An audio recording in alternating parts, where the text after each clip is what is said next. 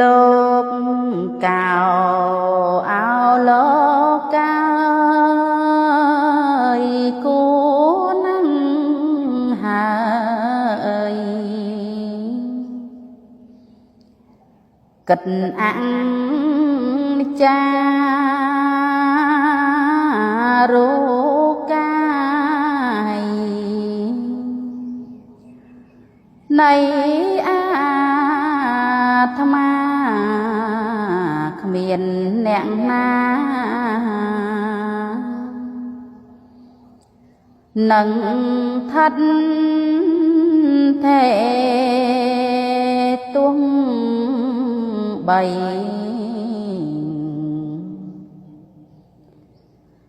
អ្នកមានក្រ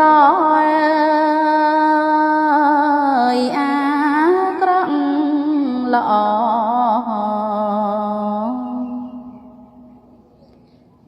ទាំងយើងគេពុំដែលមានទុំណែ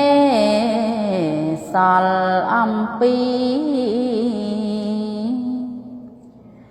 សាច់ក្តី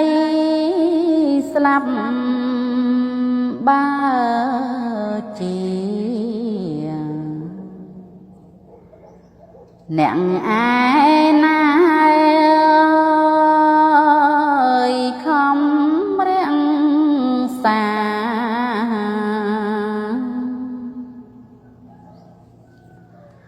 ថែកាន់កាប់ឲ្យរួចពីកនដាប់នៃមរណៈ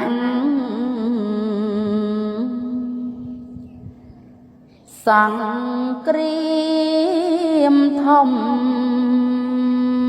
ជាយានរាយមុនរិទ្ធណែចេញសន្ធិដ្ឋពួនសំងំនៅលើ